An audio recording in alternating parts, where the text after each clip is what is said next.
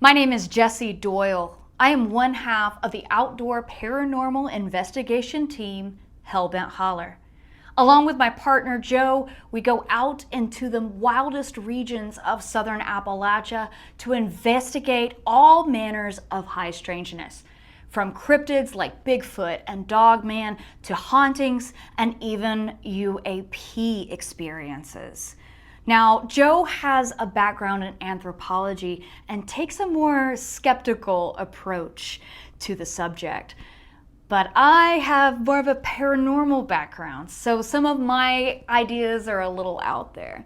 Together, we find a balanced and nuanced way to look at all of this phenomenon and hopefully come up with some sort of answer to what is happening to people in the woods. We take a tech-heavy and data-driven approach. Using the latest technology, we want to gather real evidence and real data so that all of these experiences can become real to everyone and not just be campfire stories.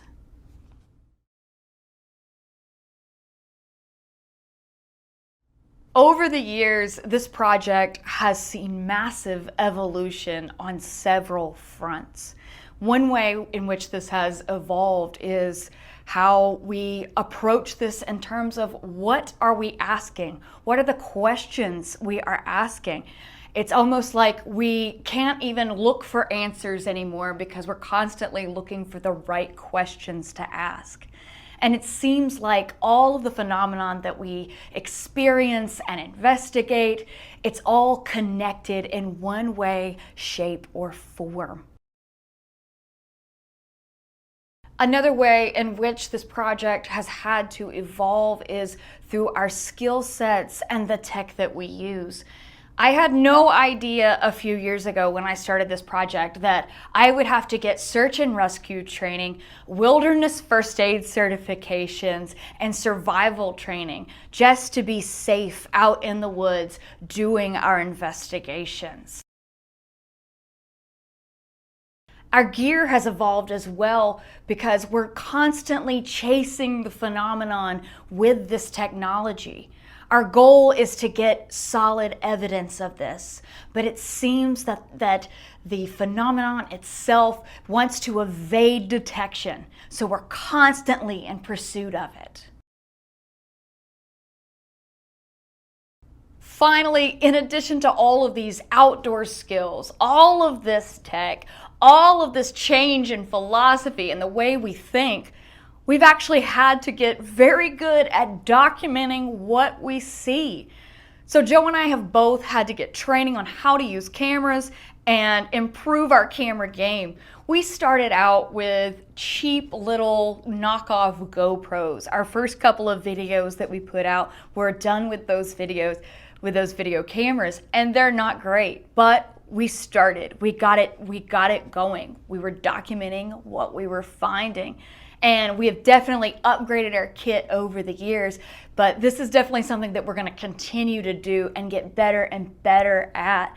And it's just a huge pursuit for us. It's become all-encompassing of our lives. I think right now we're at the point where we're all in. We've dedicated ourselves to this. Every moment of our lives is in pursuit of this, and we're ready for it. We're ready to go for it.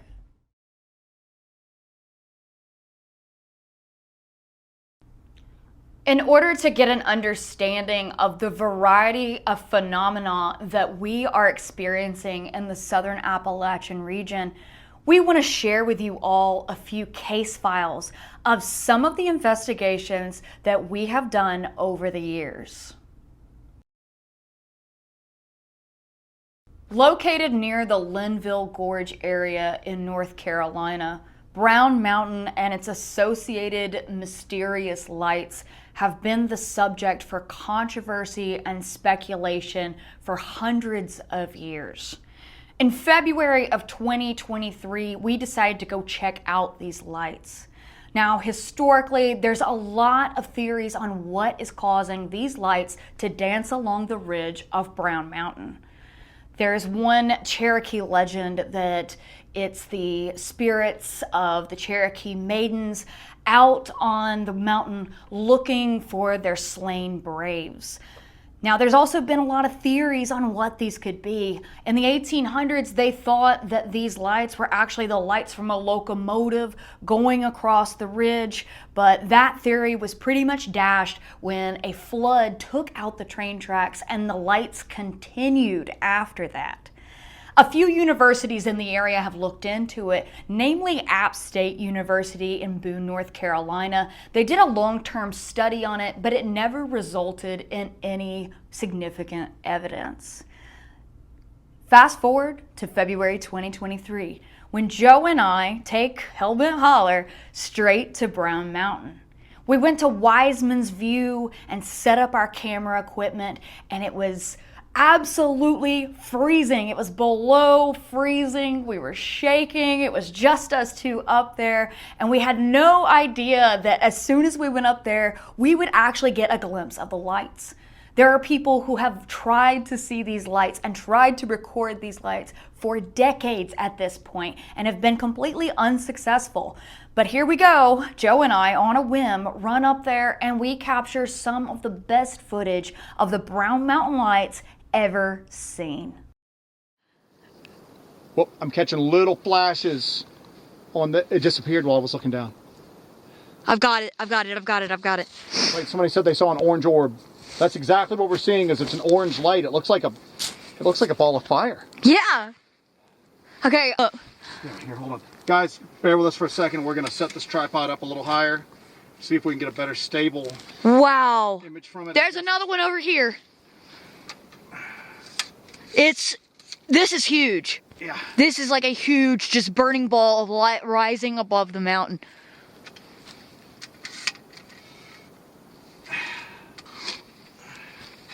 We got another one rising. Can you see that? Can you guys see that? Do you see that ball of light just rising above the mountain? Jessi, there's 3 of Look at them. they're just hovering. Look at them rising above the mountain. Forest right now, you've got the 2 bright ones, one on top of the other. The other They're one, like lined up. the other one just dipped back down into the woods. Look at them. This is the faint one's moving in line with the other 2. Yeah. Now they're all drifting apart.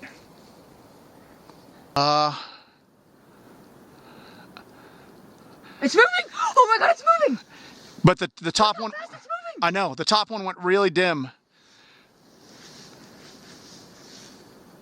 This is wild. This is beyond wild.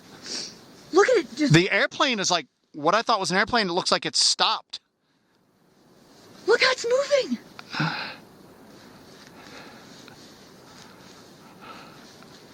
Let me see if I can zoom in. Yeah. If I can get the chat to go away. All right, I've got, this is wild. There you go. If I hold it at kind of an angle, you can really see these things just rising in the sky. This is not what I expected. I expected ghost lights in the woods, which we saw already. This is almost like UFO-like type stuff, man. This is crazy. You guys seeing that? I'm holding it at an angle because you can kind of see it better. That's insanely bright. Yeah. That's right above the tree line. Yep. Right above the tree line. They're just rising out of the mountain. Look at the way that one's moving. It's moving to the left. Yeah. Holy moly. Guys, this is so freaking cool. That night from Wiseman's View, we expected to see ghostly lights along the ridgeline, like so many of the stories have described in the past. But what we were treated to was an aerial ballet, a light show more akin to UAP activity. But our story of the Brown Mountain Lights didn't end there. Recently, we went back to the Overlook with Small Town Monsters' Alexander Pedikov, where we performed an experiment to try to recreate what we saw that night. and we are going to continue to do these experiments in the coming months. So stay tuned for more Brown Mountain Lights updates. Author John Keel often talked about window areas. These are places where the veil seems thinner, where they're almost portals where supernatural entities can cross from their world to ours. These areas seem to have a higher frequency of reports and experiences. One such window area that we've encountered is located in North Georgia. There we've experienced a wide variety of phenomenon and gathered a litany of evidence. Originally, we went into this North Georgia area because of several Sasquatch sightings and because of the presence of Cherokee towns. What we discovered there was a lot more than Sasquatch and a lot more sinister.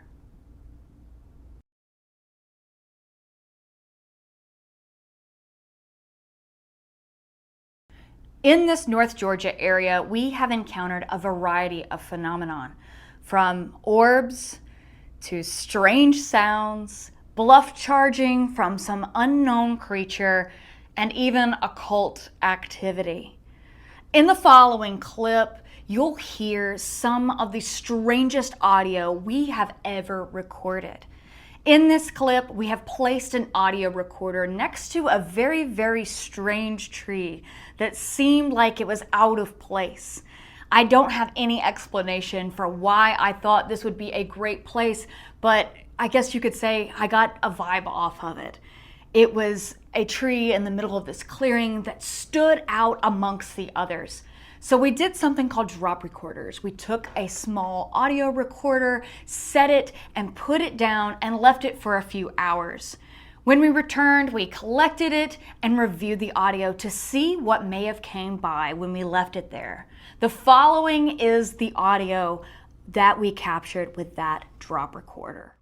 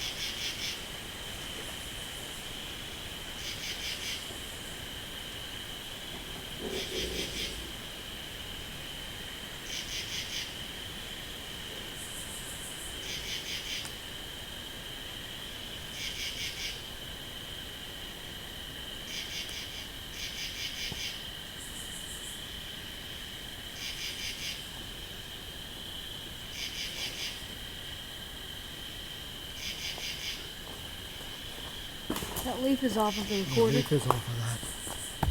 What the hell? The leaf is nowhere around it. In addition to discovering evidence that lends to the idea that there might be some sort of supernatural creatures in this area, we found a very natural creature in this area. A creature that seems way more dangerous than any Bigfoot or Dogman. We found evidence of human activity, namely occult activity. We found evidence of some sort of cult operating in this area right around where we were having all of these experiences, which led us to come to the conclusion that there may be a possibility that there's a connection between the activities of this cult and the presence of these creatures. We kept finding the same symbol over and over again in the woods, and they were always adjacent to the areas where we experienced strange phenomenon. Another instance that we experienced up there was a strange light in the woods that seemingly came from nowhere. We had hiked up the hill next to where we had done investigations before. It was a quiet night. There was not a lot going on. I was scanning around with my thermal and I didn't see anything. So I packed it away and we decided we were about to go and just go on home. It was a quiet night. Nothing was happening. I took a few steps and then all of a sudden to my left emerged this light in the woods, a light that had no explanation and had seemingly no source. I refer to this light as the burning light. It seems like its light was self-contained. It was not emanating light to the surrounding forest and there was no source to it. I looked at it with my thermal and it was putting off a lot of heat. It wasn't the moon, it wasn't a plane, it wasn't a drone. There was absolutely no explanation for this. Of course, me being me, I wanted to run straight to this light and see exactly what was causing this, but Joe had other plans. He's always the level-headed out of both of us, so he dragged me out of there for safety concerns, so we have no idea what this was. But there is no way that this could be a man-made light. There was no one around, and it came out of nowhere. Check out this clip of what we call a burning light, and you decide for yourselves. What is that? What's up? What is that? What am I looking at? What is that? What is what? Come here. What? What is that? What is it? Get it on the camera. Get it on the camera. Can you get the light? But what is it? Can you get it? I get it. I'm getting it. Take your flashlight from me. What the? I'm going to it.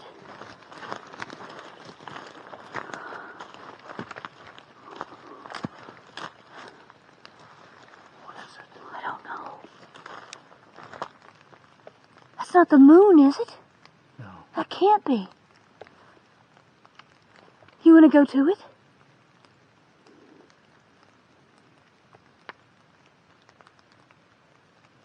What is it? I don't know. Do you want to go? Are you picking it up on camera? Yes. Your headlamp's on.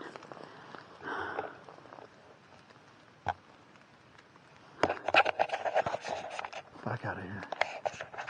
We need to come back in the daytime. Come on. Are you sure? Positive. Back out. Are you sure? Jessica, get out of here. For once, listen to me. Should we leave? It might be people over there. What? It might be those people over here. Are you getting this? Yes, it's a... No, it's what? just a little light. It's just a light spot on the camera.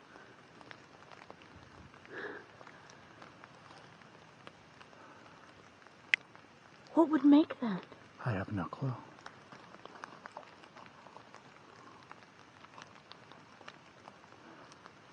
I'm getting the thermal out. You want to take the camera for a second? Yes, just take the thermal.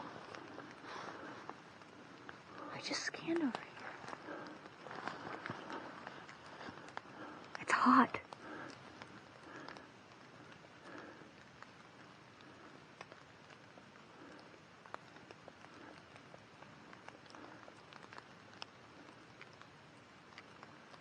It's hot, whatever it is. Take this, let me see the thermal. Let's see. I'm recording.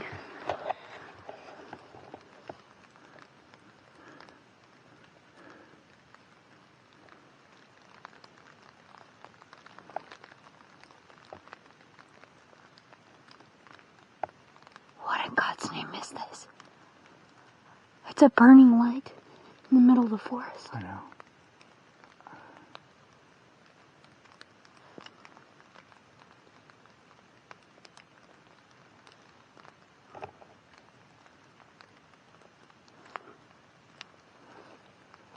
It's going out. No, it's not. Is it moving or is it dimming? It's dimming. It's going out. No. No, it's not. It's hot. Do you see that it's hot on the thermal?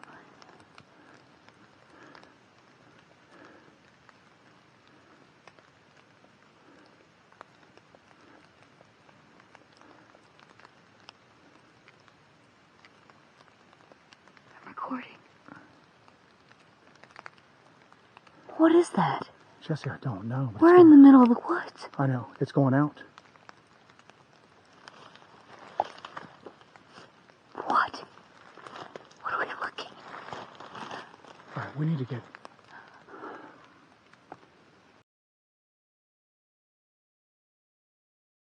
Our next case study is that of an area we call the Grove. Now, this is not a vast swath of forest. It's actually pretty small and near a large city. But we have received multiple reports of large, upright, aggressive creatures chasing people out of this area. So, of course, we had to go check it out. We journeyed into the Grove with the idea that this may be an instance where there's possible Sasquatch attacking people and coming after people in this area. When we got to this area, we quickly discovered that there was a lot more going on there. We saw strange lights, got insane thermal hits on our thermal cameras, and got some of the most bizarre audio we have ever captured in the form of a scream into the night. The scream is almost between human and beast. We honestly cannot place what it is, but we wanted to share some of that evidence with you and let you check it out for yourselves. That's not creepy at all.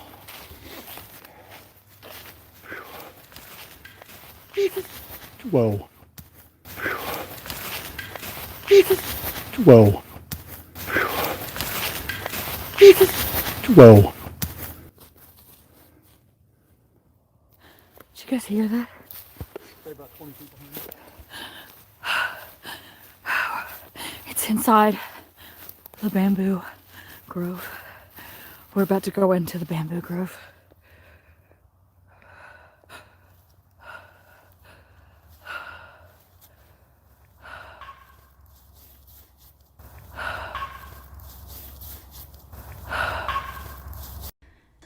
You see it? You see what I saw? It's looking from behind the tree. I'm not seeing her. It's looking from behind the tree. Oh, yeah. I just saw it. It just went behind the tree. Yes. Oh my God. There's footprints in the mud down here.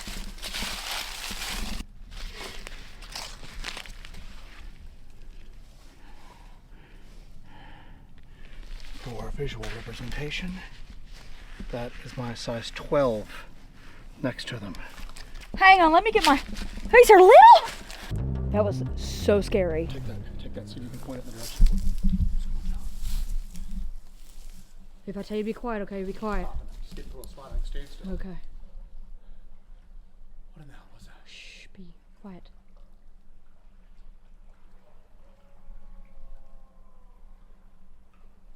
Oh my God.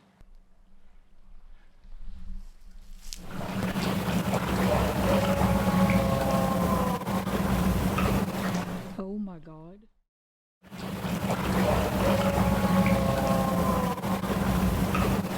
Oh my God. The Grove is currently an ongoing and active investigation, and more evidence comes in every week that we go out there. So stay tuned for more updates on the Grove on our channel.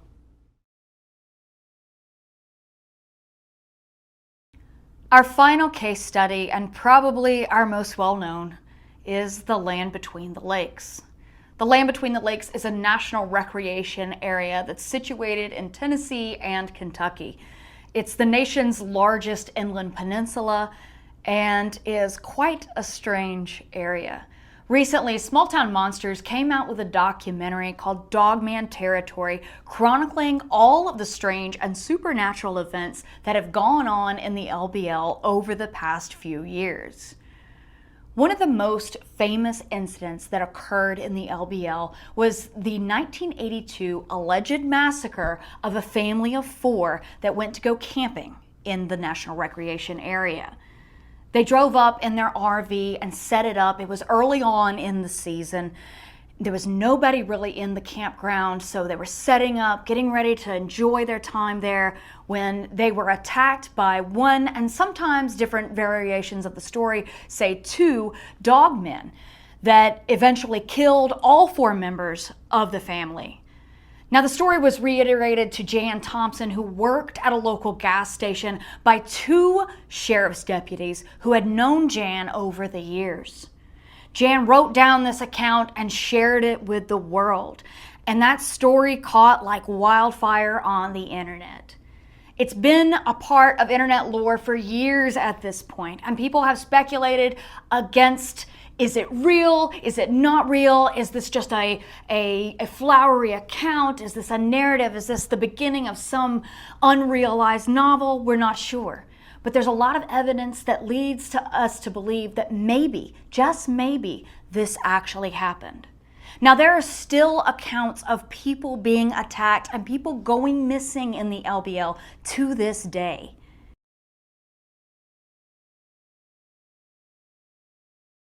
Now, while the 1982 story seems really sensational, it certainly did to us. We didn't think there was any veracity to it. How could there be? Upright canids, this is crazy. Like, this is just beyond the pale. I believe that there's a Bigfoot. I'll accept that. But to believe that there's werewolves running around is just bonkers, right? Well, we had that opinion.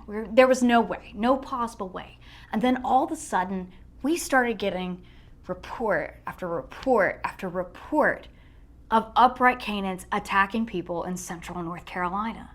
Now, I'm a big believer in synchronicities and coincidences and that they mean something. So while I was looking at this LBL phenomenon, as I was looking at this LBL incident, here I was getting all of these reports from the middle of North Carolina.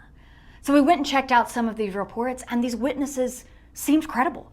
They seemed absolutely credible.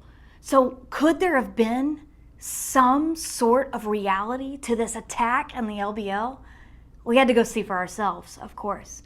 So we loaded up and drove 7.5 hours to the Land Between the Lakes, and that's when we did our first expedition. It was right around the summer solstice, and we were just chomping at the bit to run around the peninsula and prove if this Dogman thing was a reality or not. One of the nights that we were doing our investigations, we had one of our thermal imaging cameras with us. We had just gotten it. We had actually just gotten it the day before we left for this expedition. And we're walking around the area adjacent to the alleged massacre site when we hear a strange sound in the woods.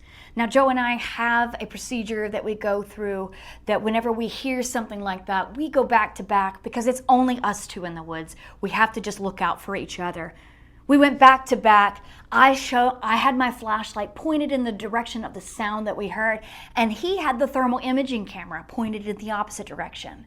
It was in that moment that he captured probably one of the most compelling images of what we think is a Dogman ever captured. This is a thermal image that Joe captured that night. You can see that it's on black hot. So that image is showing something that is giving off an extreme amount of heat compared to the area around it, including the trees, the ground, everything. The darkness of that image means that it is giving off so much heat, indicating that this is a live creature that we're looking at.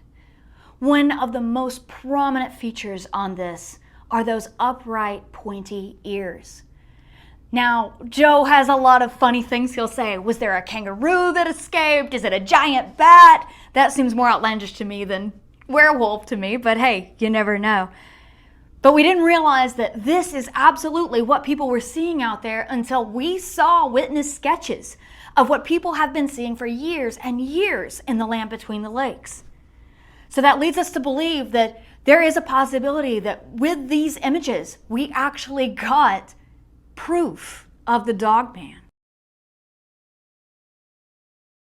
Following that expedition, we decided we would go back and dig deeper into these stories, dig deeper into the land between the lakes. We are back in the land between the lakes.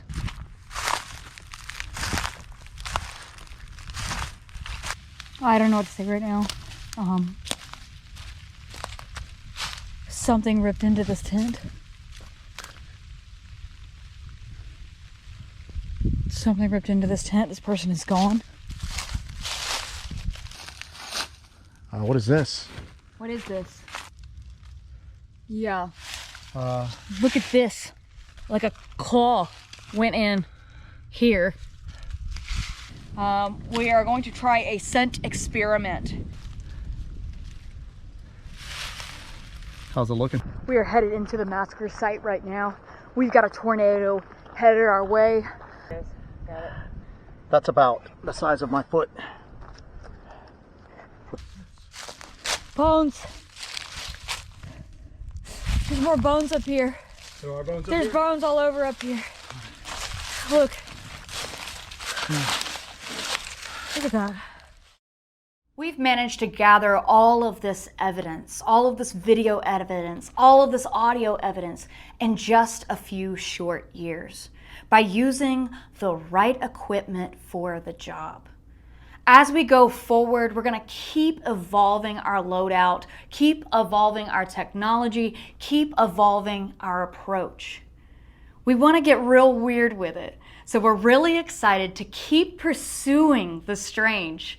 And hopefully one day we'll be able to present to you all the smoking gun that proves that we're not all crazy and all of this is real. Thank you for listening to my presentation. I hope you have a wonderful evening and stay safe out there.